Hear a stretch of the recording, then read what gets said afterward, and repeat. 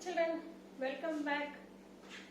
So, hope you all have enjoyed your quarantine period, and along with that you are just attending the online classes also. Thank you so much for all the cooperations you are doing.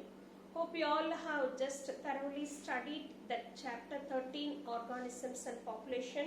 Only when you are just studying and getting the thorough knowledge of these organisms and population, you can just follow the further chapters. Okay, we will start today's chapter. Today's chapter is chapter 14, ecosystem. So what is ecosystem? Ecosystem is the structural and functional unit of nature. It has the structural unit and at the same time the functional unit. So in the further classes we can study in what way the ecosystem is a structural unit and in what way it acts as a functional unit of the nature. We will study that. And who termed this ecosystem? The term was coined by the scientist A.G. Tansley. So A.G. Tansley is the scientist who gave the term ecosystem. And E.P. Odum, he was actually called as the father of ecology ecosystem. Okay, and next is, and Carl Moebius, another scientist, he changed the term ecosystem and he gave a new term called as the biocenosis. So who gave the term biocenosis for ecology is Carl Moebius. Okay, and next is, what is ecosystem? See, I told you already that it is a structural and functional unit. And unit always it used to have a small boundary for it. Is it? See, for example, India is having its own boundary. Pondicherry has its own territory and the boundaries. So everywhere, if it is a unit, say our school is having a compound. So now it is completely closed it is, but whereas an ecosystem, it is not having a specific closed boundaries. Rather, it used to have the overlapping of the other ecosystems also. An ecosystem, it cannot be closed. Rather, it has the overlapping with the other ecosystem. It used to overlap with other ecosystems. So that's what they used to say, that it's not the boundaries are indistinct. We can't distinct the boundaries. The boundaries are indistinct and have the overlapping. Okay. And next, it is a self-regulatory and self-sustaining unit. See, it can just maintain. See, for example, when you just to take a lake ecosystem or forest ecosystem and all, it does not depend on anybody else completely. So it can just self-sustaining or in a self-regulatory way it can. See, for example, when you just to see the forest, how they used to just get the nutrients from the soil. So how the nutrients are coming from the fallen leaves or from the dead plants, dead animals and all. Then the microbes which are present inside that, they used to decompose that, they convert the nutrients, convert that matter into the nutrients. That matter is again used by the plants. The plants are eaten by the herbivores. So like that, what is actually happening inside their own unit itself, they can regulate and they are self-sustaining. And next comes, say, don't think that the ecosystem, it means it might be very large. So it's not only large, even a single drop of water itself is an ecosystem. We used to call that as the nano ecosystem. See, ecosystem can be very small, at the same time it can be very large too. Okay, and next is, the ecosystem is neither temporary nor permanent. See, sometimes, for example, sometimes it used to be, what shall I tell us? See, in case of the, in case of the ponds and all, the pond water, when you just see, the pond is just having the water. During the rainy season, the pond water, it used to be filled with the water. And then at that time you can just see many plants and then many birds it used to come, many animals it used to come, and then fishes, zooplanktons, phytoplanktons, everything will be there. But don't think that it is going to be permanent. But during the winter season, what is actually happening? All the water content, it used to go away. it gets drained off, it gets evaporated. During the summer season, no rain, so automatically it used to get dried. So no living organism. So don't think that there is not at all the living organism. In the previous class, we have studied that the zooplanktons, they used to undertake the diapause, or they used to have the suspend, might be there, but it is not visible. And similarly, when you just come to the that is the ecosystem, some of the ecosystems are permanent. For example, when you just see the sea, marine ecosystem, all the time throughout the year, the sea water is full, that it will not get drained off. So now throughout the year, the ecosystem, it used to exist. So some of them are permanent and some are temporary. And many of the biologists, they used to record the earth, that is the biosphere itself, is a global ecosystem. See, we have seen already that the earth is the only planet where the living organisms are there. So we used to call the earth as the biosphere, and this biosphere itself is a global ecosystem. So this is recorded by means of some of the biologists. Okay, so these are all the things, the terms which are related to the ecosystem. Next, we can go for the components of ecosystem. So what are the components of ecosystem? Two major components are there. One is the biotic component and another one is the abiotic component. The biotic components, from the name itself you can understand, all the living organisms, that is human beings, animals, plants, microbes. So all the living organisms, they comes under the biotic component. And what about the abiotic component? All the non-living things, that is the temperature, water, light, and then comes the rain, nutrients. So we have studied in the previous chapter abiotic factors. So those things, they all are coming under the abiotic components of the ecosystem. So we have classified the components of the ecosystem into biotic and abiotic components. And next we can go for the types of ecosystem. So what are the major types? First, we can classify them into the natural and comes the artificial. So when you just come to the natural or artificial, from the name itself you can understand. Artificial, it means man-made ecosystem. See, for example, the fruit giving trees, when they are just grouped up in that in the area, we used to call them as the orchard. So all the trees will just bear the fruits.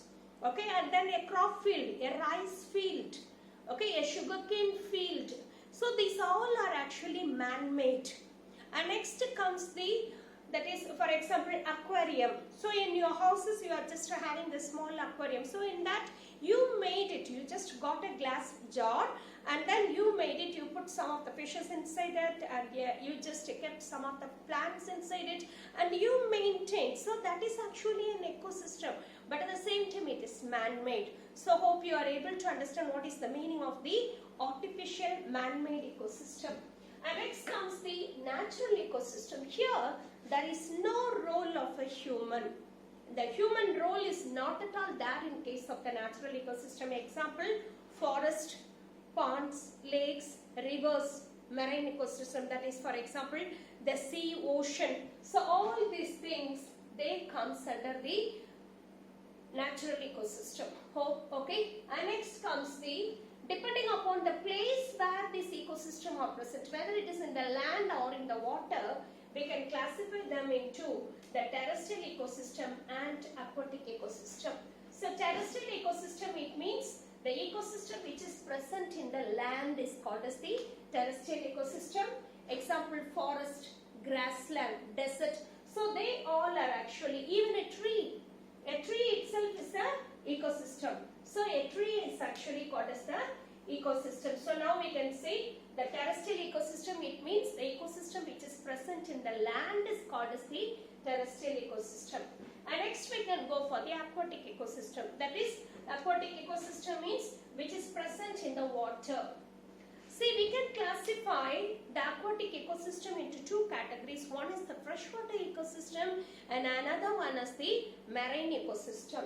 So the freshwater ecosystem, all the inland waters, for example, ponds, lakes, rivers, and then the streams and all, where we used to drink water, where the animals used to drink water. So this is actually actually called as the freshwater. Mostly they used to have less saline content, that is salt concentration is very less.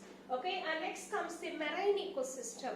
So marine ecosystem, when we see, that is the sea and the ocean, they all are having, that is they used to have high salinity, so they are actually called as the marine ecosystem. So aquatic ecosystem we classified into the freshwater and the marine ecosystem. And even in the aquatic ecosystem itself, we can classify them depending upon the salinity. We can classify in again, that is number one is the marine. Marine we have seen the ocean or the sea, the largest ecosystem is actually the marine ecosystem. Here when you see, they used to have high salt concentration. In the previous lesson we have studied about that. So 30 to 35% of salt concentration, above 30 to 35% salt concentration will be there. Okay, and next comes the estuarine. See, estuarine means, see here, this is actually the river, and here comes the sea. Now the sea, what it is actually the, see here, the mixing of both the sea and the river is actually called as the estuarine. See, mostly when you see during the daytime, twice in a day, the sea water, it used to just go, it ascends up. It ascends up means it used to go up. So by means of the low tide and the high tide it used to go. And here what is actually happening, the salinity, it used to be changing. That is, during the rainy season, the river water will be more, so automatically the salt concentration is very less. So during the rainy season, the salt concentration, it used to go down, and during the summer season, the concentration of the salt, it used to go high. So the animals which are just living inside that estuarine content, it is actually having the adaptations to face both the high and the low. So that is what we have studied about the stenohaline and the euryhaline we have seen. So euryhaline, so they can just withstand under the wide range of salinity. Okay, and next comes the freshwater. So freshwater we have studied already that they used to have only 5% of concentration of salt or less than that. So depending upon the salinity also, we have classified the aquatic ecosystem into marine, estuarine, and comes the freshwater. And next we can go for in the freshwater itself. See here, in the freshwater itself, how the two types of the ecosystem we can classify is, number one is the lentic and another one is the lotic. So it is only freshwater. So freshwater, lentic, it means where the water is just getting stagnated. See, for example, when you just see a pond, the water is just stagnant. It will not flow in ponds, lakes, and then the water reservoirs and all. The water is not flowing, it is just stagnant. So the stagnant water is actually called as the lentic area or the lentic aquatic zone. And next comes the lotic. See here, when you just see the river is always flowing. So here, the flowing or the running fresh water is called as the lotic. Example, rivers, streams, and then the flowing water bodies. Okay. So the study of the lentic and the lotic is actually called as the limnology. Okay. What is limnology? The study of the lentic and the lotic ecosystem is called as the limnology. So now we have studied what is the meaning of ecosystem, and then comes what are the components of ecosystem we have studied, and then comes what are the different types of ecosystem, natural and man-made, under natural, terrestrial and aquatic, under aquatic, freshwater and marine, and again under the aquatic. So depending upon the salinity we have just classified, and then in the freshwater again we have classified them into the lentic and the lotic.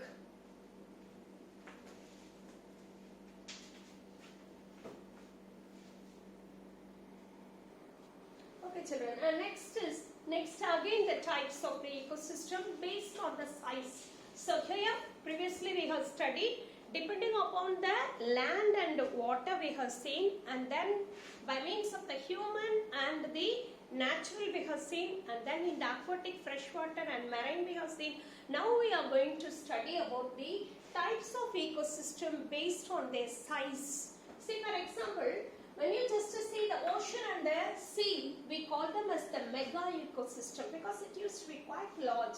The largest ecosystem, so we call them as the mega ecosystem. And next comes the forest. Forest is also quite bigger. So that is actually called as the macro ecosystem, and the ecosystem which is present in them, that is the pond and the ponds and all.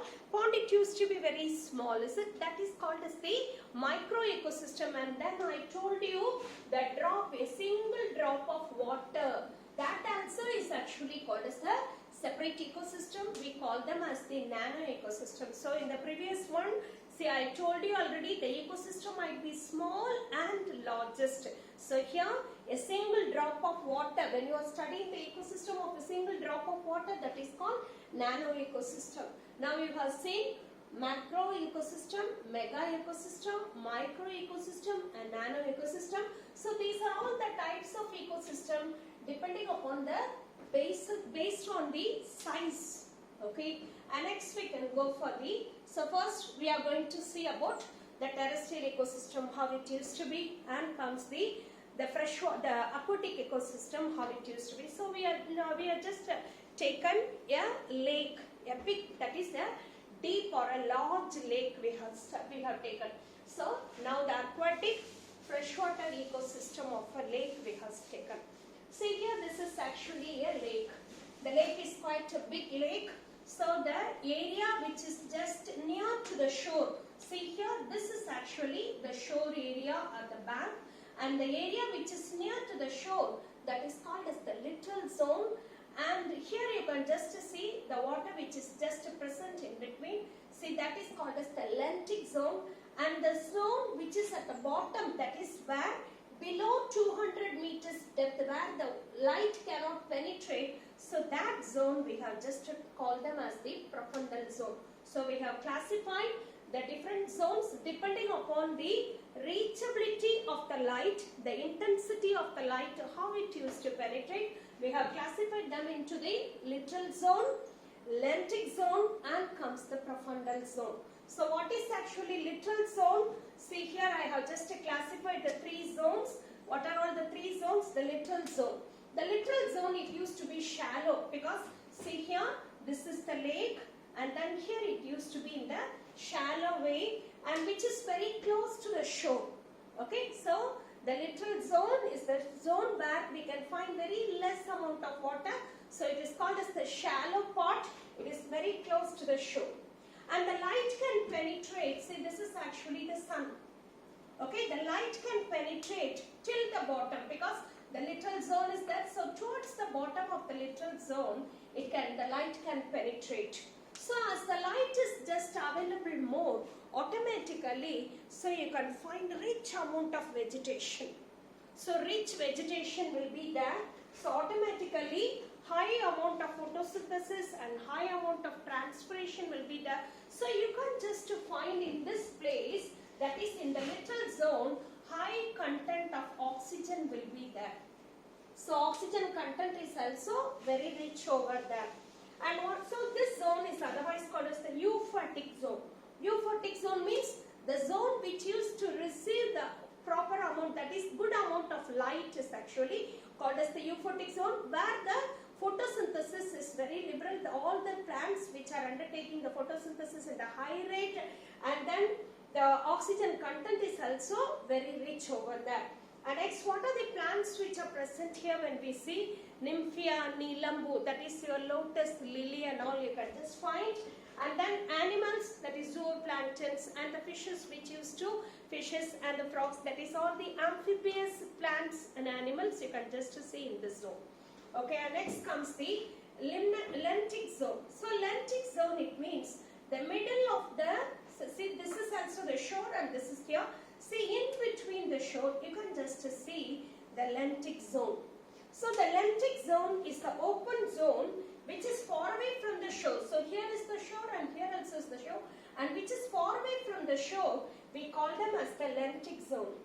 And here also you can just see the penetration of the light is good. So effective light penetration is there. So you can see the rate of photosynthesis is equal to the rate of transpiration. So how much amount of photosynthesis is taking place in the plant? Similar amount of the transpiration is also taking place.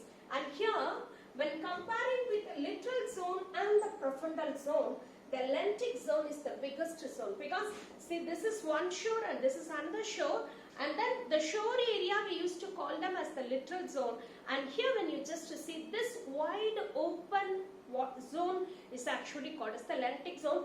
And here also you can just see the sufficient amount of light is passing, and so automatically good amount of the plants, they used to undertake the photosynthesis. The rate of photosynthesis is equal to the rate of the transpiration, and then this is otherwise called as the largest zone.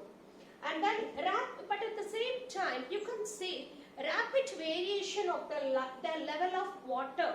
The water, it used to go little higher, and the temperature and oxygen availability, all this it used to vary from time to time.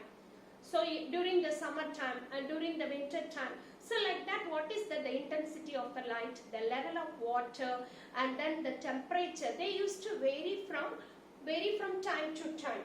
Okay, and we can see as the light is just penetrating more, as the light is just reaching, we can see almost all the autotrophic plants, that is all the photoautotrophs are present here. Next comes and then what are all the plants we can just see, that is the photoautotrophic plants are there, and then zooplanktons are the consumers, that is the zooplanktons and fishes, frogs, annelids, so all types of the animals, that is what are all the aquatic animals, everything is just present, which is depend upon the light as well as the oxygen. And next comes the last zone. So this is actually called as the profundal zone, that is at the bottom of the lake. So this is called as the profundal zone, that is the deep water area beyond the light penetration. So you can't just see the light. See, the sunlight is just penetrating to the littoral zone, and then comes the lentic zone, but here you can't just find in the profundal zone, there is no light at all, because it goes below, that is the depth is beyond 200 meters, because it is a very big lake. Beyond 200 meters the depth is, so now the light is not passing over, so absence of light is there. So it's quite natural that autotrophs will not be, the photoautotrophs will not be there, so autotrophs are absent here. So when the autotrophs are not there, that is photoautotrophs are not there, it's the result is low oxygen concentration. So poor oxygen content will be there. Then what type of organisms will be there when you see? All are mostly anaerobes. All are mostly anaerobes will be there. That is the organisms which does not depend on oxygen. So then what will they feed when you see? So what are all the organisms which die? They all used to just get settled in the bottom. So all these dead plants and then the dead animals, they all comes and get settled over there, and these anaerobes, they feed on this dead organic matter, and they are actually called as the decomposers. So the decomposers are the major agents which used to be present in the profundal zone. Now the question arises, why we have chosen the lake? See, the marine environment is there, the rivers are there, and then the ponds are there. So everything is there. Then why we have chosen the lake to study the freshwater or the aquatic ecosystem? So the points are, the reasons are, it helps to understand the fundamentals of the aquatic ecosystem. So it makes us to understand the complete, what are all the fundamentals which are present in the aquatic ecosystem. And next is, it is fairly a self-sustainable unit. Self-sustainable, I told you already. See here, the organisms, see here, all are autotrophs, and here also autotrophs. All the organisms are just depending upon their oxygen and the light, and so everybody is not going to be immortal, is it? So after certain stage we will be dying. So all these organisms, when they die, they just come and get settled at the bottom, and that is completely decomposed by means of the decomposers present in the profundal zone. And now what are all the complex dead organic matter is getting converted into the simple nutrients. So all these nutrients are again used by means of the autotrophs. Now what is actually that? It is a completely cycling of the nutrients are taking place. So automatically we can call this as the self-sustainable unit. And next it explains the complex interaction which is existing inside the aquatic system. I told you already, as the oxygen, as the photoautotrophs are there, we have seen that sufficient amount of photosynthesis, when it is there, it releases more amount of oxygen. So that oxygen is utilized by means of the animals. That animals, they are just eliminating carbon dioxide, that is utilized by the plants. So now the complex interaction existing in the aquatic ecosystem is well explained in case of the lake. Okay, and next comes it is actually a large inland ecosystem, inland aquatic ecosystem, because we studied that it is a lentic ecosystem. Lentic means what? We have studied already, the standing water. So now once when the water is running, we can't study anything in the clear way. Here it is a standing water. So with the help of the standing and the lentic nature, we are able to study the complete large aquatic ecosystems and the interactions which is present in it. And next is, as it is deeper than the ponds, we can study about the three zones, that is littoral zone, lentic zone, lotic zone, and next comes the profundal zone we have just studied. We are able to study all the different layers, so how the light is penetrating and how the zone without the light, how they are just surviving. And we can see the water throughout the year, whereas in case of the ponds, only during the winter, that is the rainy season, the water will be there, but whereas in this one, throughout the year the water will be there. And then the lakes, the light cannot penetrate. So as the lake is a very deep lake, the light cannot just penetrate the profundal zone. Okay, and next comes it is vertically stratified. So vertically stratified means, that is, see here the littoral zone, and then comes the vertical area, that is the lentic zone, and comes the profundal zone. So vertical stratification. So how we can just make that into the vertical stratification? By means of the light intensity, by means of the difference in their temperature, and by means of the pressure, we have completely classified them into the vertification, that is vertical stratification.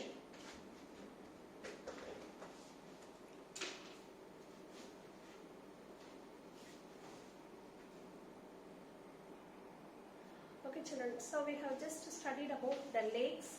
Now the lake is actually undertaking the complete cycling of minerals. See what is actually happening? The solar energy, that is the sun's energy, is utilized or absorbed by means of the autotrophs. They convert that into the chemical energy that is consumed by means of the heterotrophs.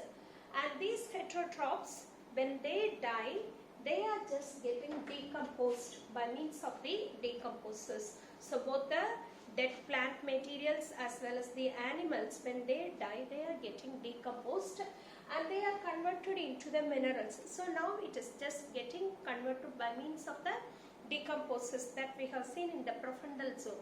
And now when these minerals, when they are released, they are again utilized by means of the autotrophs. So here in the lake ecosystem, we can just see a complete cycling of the minerals, that is the nutrient cycle is getting completed. Okay, next we can go further. So here, till here we are just finishing the aquatic ecosystem. Now we can enter into the terrestrial ecosystem. So we have just classified the ecosystem into aquatic and terrestrial. So aquatic we have finished. Now we are entering into the terrestrial ecosystem. So terrestrial ecosystem, we have classified them into the forest number 1, and comes the grassland, and then comes the desert. So in case of the forest, so we have studied already what is actually the forest. In the previous lesson, we have studied the different types of the forest, the different types of the climatic conditions, how it used to lead to the biotic influence and all we have seen. So now in India, we have the forest. What are the two types of forest in India mainly? That is the tropical rainforest as well as the deciduous tropical deciduous forest. And comes the grasslands, especially in Himalayan areas. You can just see these grasslands, and they occupy large areas of the sandy and saline soils of western Rajasthan. You can just see this type of grassland is occupying the major areas both in the saline as well as the sandy areas. And next comes the desert. So desert we have classified. See the area which used to get less than 25 centimeter of rain per year. So in a year they don't get about 25 centimeters. So they used to get mostly below 25 centimeter rain only they used to get. So scarcity of water will be there. So automatically specific flora and fauna will be there. That is that they used to have a characteristic flora and fauna. So what is flora? The plants, that is the plants which are present in a particular area. Fauna, the animals present in a particular area. So here we can just classify the desert depending upon the temperature what they used to have. So we can classify hot type desert and cold type desert.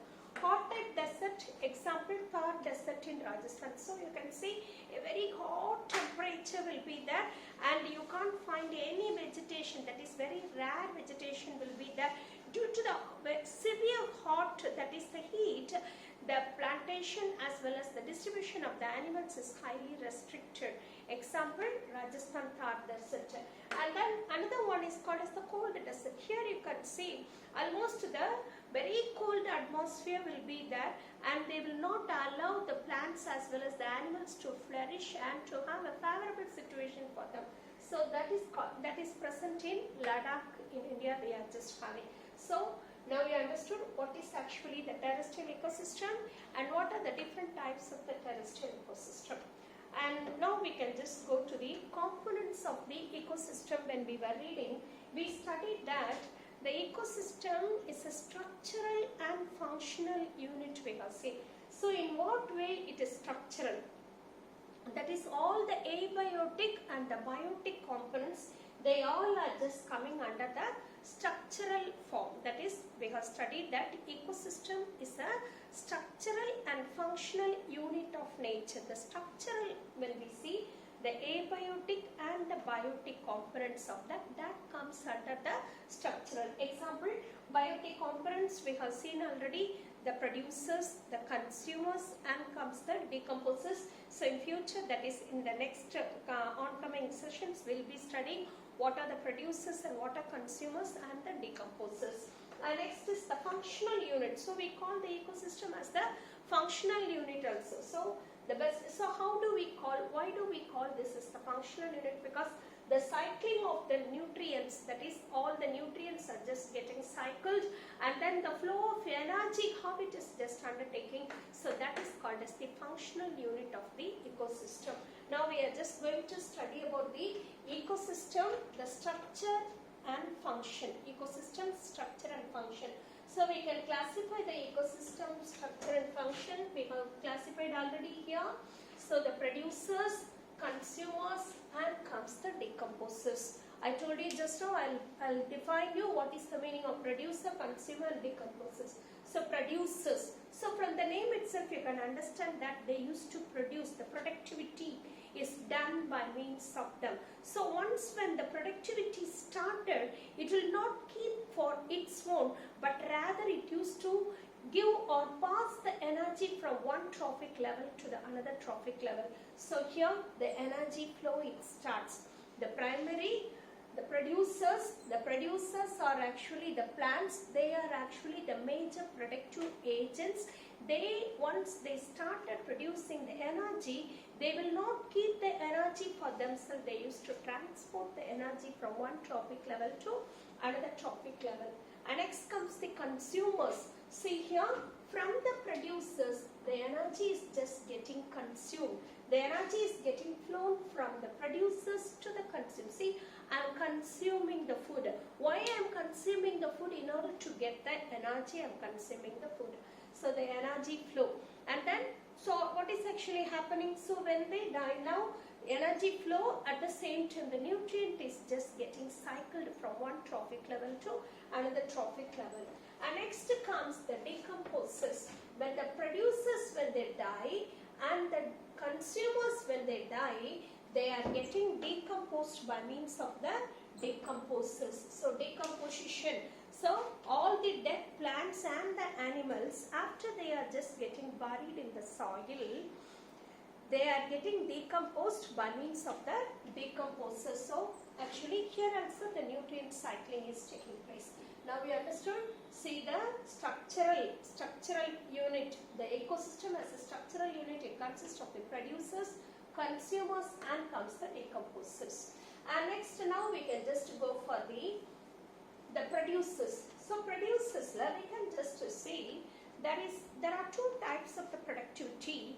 One is the primary productivity and another one is the secondary productivity. The primary productivity is actually the biomass of the producers. See, for example, what is actually the biomass of the banyan tree on that day? In the previous chapter we have studied, the biomass of the producers is actually the primary productivity. And here the biomass of the level of consumers, so how the consumers are just receiving or how they are just converting that energy into the next level, that is called as the secondary productivity. See, for example, I'll just tell you, see the plants, what they used to do, the plants, it used to absorb the sun's energy. So it used to convert that solar energy into the chemical energy, and it used to store some of that energy for them, and they are just being retained in their body. When that energy which is getting stored by means of the plants, that in the energy what is produced by the plants for their own, that is called as the primary productivity. And now what is actually happening? The animals, they are just depending upon these producers for their food or the energy, and after just taking the energy from the plants, now I am just storing a certain amount of energy inside me, and my body have the capacity to convert the plant protein into my own protein, and the animal protein what I am just taking, I am converting into my own protein. So now I am just producing for my own. So now being a consumer, I am just producing for my own. So that productivity is actually called as the secondary productivity. So primary productivity is done by means of the producers, and the secondary productivity is done by means of the consumers. Hope you all understood well. Okay, next comes so even in the primary productivity itself, we can classify them into the gross primary productivity and the net primary productivity. What is the meaning of the gross primary productivity when we just see how much amount of energy is just getting converted from solar energy to chemical energy by the plants. So how much amount of energy it has just absorbed, it is keeping inside. Okay, and now the plant, see with the help of a simple example, I'll just tell you. When you are just asking your father, see what is his gross salary. See, gross salary, when you just see the gross salary, your father might be just getting 75,000, we can just take. Okay, but when all the 75,000 he is not getting, so he used to get only the net salary. What is the meaning of this net salary? Your father might have got some of the loan, house loan, or some of the vehicle loan, and PF. So everything is just deducted. So totally it is just coming 20,000. So all this 20,000 is just getting, so all the deductions they used to call deductions. And now what is the, so this is your father's salary now. So now they used to say take home. Take home means the salary. So your father is getting salary of 75,000. That is the gross salary of your father. But he has taken house loan, vehicle loan, and then some of the other loans and all. Now for example, we can just take it in this form. So 40. Okay. So now the father has taken, so PF they have just deducted, and then vehicle loan they have finished, and then the study loan. If you are having your brothers or sisters or whatever maybe, we can just take the loan in a very easy way. But after deducting, now the deduction is actually 40,000, and now the father what he is just taking home, that is called as the net salary. Now are you clear what is the meaning of gross salary and net salary? So here the plants are just producing nearly 1000 calories of energy, 1000 kilocalories of energy. But this plant, it cannot just produce the energy and keep as such, because the plant also have to utilize the energy for metabolism, for respiration, and for all the other activities it have to use. So after using, now in that 1000, it has just used nearly, so for respiration, for metabolic activities and all, it has used 9 kilocalories of energy, and only 100 is available. And that 100 alone is just going to be the consumer's energy. That is, that alone will be consumed by the consumers. Now are you clear? See, a plant is producing, is observing the sunlight, and it has produced 1000 kilocalories of energy. Now the plant have to undertake photosynthesis, it have to undertake respiration, transpiration, flowering, growth, and sprouting. What are all the activities a plant have to take? Everything it needs the energy. So what it is doing? So from the 1000 calories of energy, it is utilizing nearly 900, and finally the saving is only 100. That alone is just present inside the body. So now that 10 alone is that 100 alone is just going to the next level. That is, that alone is consumed by means of the consumers. So here what is the GPP? GPP is gross primary productivity. The biomass of the producer, the biomass of the producer level. So it means the total amount of the energy fixed, how much amount of energy have been fixed by the plants from the solar energy is called as the gross primary productivity, that is the 1000. So NPP plus respiration. And what is NPP? NPP is actually GPP minus respiration is equal to NPP. That here I told you. So here this is the NPP. So after just taking, so now what are all the things what it has just observed? It is utilizing, the plants is just utilizing for all the other responsible utilization, that is for the respiration, transpiration, for the flowering, fruiting, everything it is used, and finally it left some of the energy, that is called as the net primary product. So how much your father is just taking home, take home salary, how much is the take home salary when they are asking? See, your father is telling what is his salary, 75,000 he is getting. But for all the other purposes and all, that is for the loan purpose and for the PF and all, everything have been deducted. That is the energy utilized by the plants for their own activities, and then finally take home he is getting only 35,000. So this is the net primary productivity. Hope you all have understood very well. Okay. So now what is the meaning of the NPP and GPP? Are you clear? Okay children, now we have finished what is the meaning of NPP, GPP and all. Now we can just go for the biotic factors of ecosystem. What are the biotic factors of ecosystem? We have studied what are all the structure and function of the ecosystem we studied. So in that specifically we are going to see about the agents, that is producers. So what are producers? All the producers are actually photoautotrophs. What is the meaning of photoautotrophs? Photoautotrophs means, that is, autotrophs means what they can produce their own food material is called as the autotrophs, and photoautotrophs means these plants or the organisms depend upon the light for producing or synthesizing their own food is called as the photoautotrophs. So photoautotrophs, best example we can take the plants, all the green plants. Okay, so the major thing is, why do we call them as the producers? See, the solar energy, we are also just going in the solar energy. All the animals are just getting the solar energy, but we don't have the capacity to capture the solar energy, that is the radiant energy. We are unable to capture and convert that into our own energy.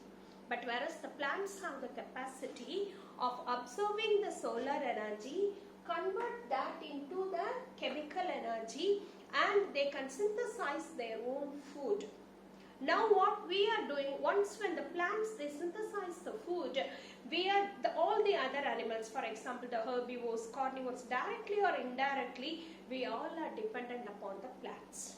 Okay, so now they are actually called as the, because as they are the one who is producing the energy, that is for their own, and they are alone are the producers, we all are the consumers. So that is why it is called as the producer.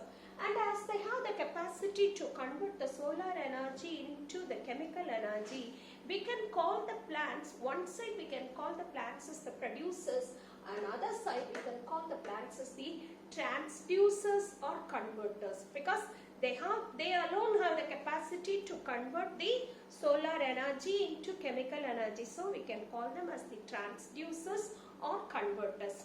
And we know very well that see, not only for the plants the sun's energy is the main energy. See, for the whole biosphere, when we see, the ultimate source of the energy is the solar energy. So for all the plants and animals, the ultimate source, because we have seen that the solar energy is absorbed by means of the producers, and we are consuming over the producers, and all the animals in the world, in the biosphere, we all are dependent upon the plants for the food. And also the ultimate source, who is the ultimate source?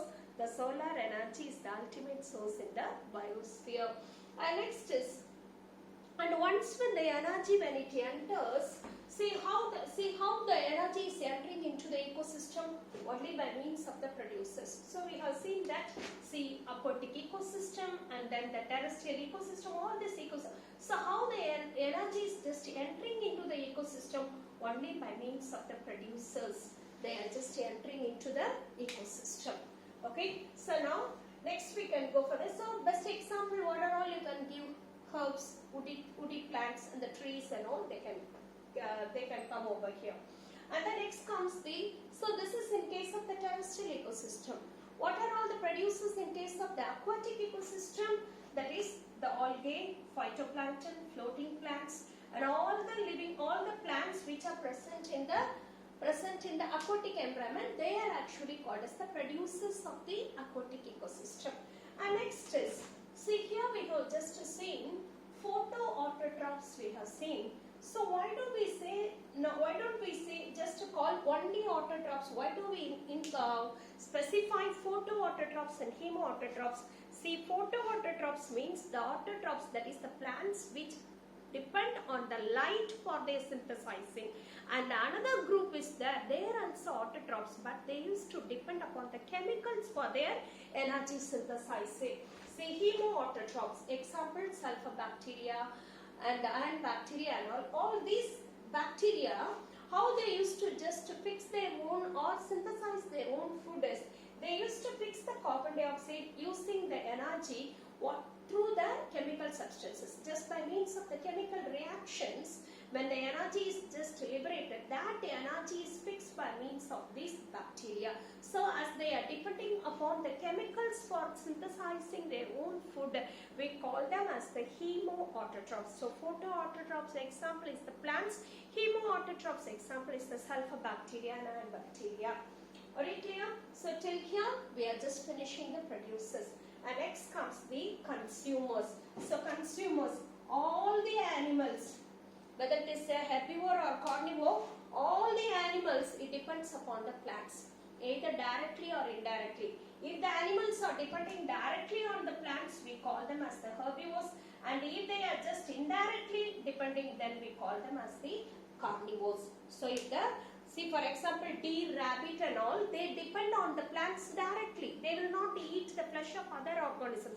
But whereas the lion, tiger and all, they eat the deer. The deer is directly dependent upon the plants, and the tiger is also indirectly depending upon the plants. Okay, and next we can just classify the consumers. We can classify them into two categories. One is the macro consumers and another one is the micro consumers. What is macro consumers? Macro consumers are phagotrophs, are holozoic. See, these organisms, that is we all come under these macro consumers. What we used to do, first we used to take the food, that is ingestion of the food.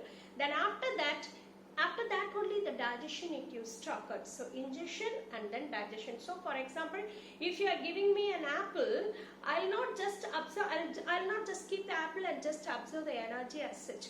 Now what I used to do, I used to ingest it. I used to masticate the food, and then after that it used to enter into the digestive system. Then finally the energy is just being absorbed by means of the small intestine. So like this, what is actually happening? The digestion and then comes the absorption. So this type of consumers, we call them as the phagocytic or the macro consumers. And who are the micro consumers? When you see, the micro consumers are for example, the bacteria and fungus and all. See, when you just see them, they are called as the transformers, they are called as the decomposers or saprotrophs, or we can call them as the osmotrophs, that is observatory. What they used to do is, see for example, when you are just taking a fungus, if the food material is there, the fungus will not just eat fully and then it will not convert that into its own energy. Rather, it used to secrete the digestive enzymes outside, that is over the food material. They convert it and only the energy they used to just take inside. So that is actually called as the saprotrophs, or we call them as the decomposers. So what is actually decomposers? See, all the dead plants and the animals, what is just getting buried in the soil or what is going into the prefrontal zone we have seen in the lakes.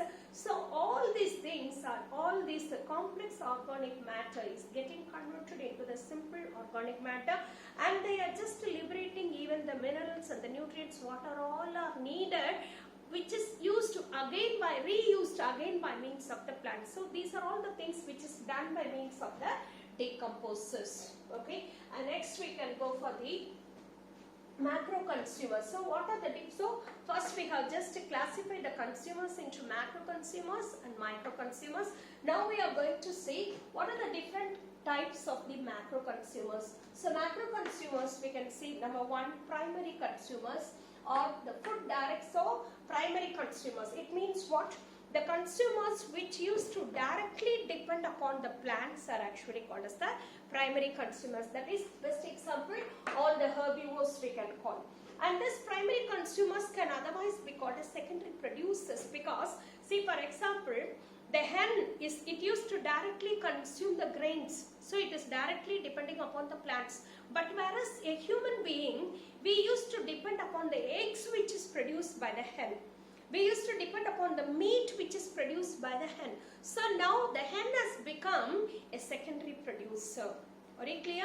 So now the primary consumers, they directly depend upon the plants for the herbivores, and at the same time we can call them as the secondary producers because they are producing and keeping that energy for the sake of the next level.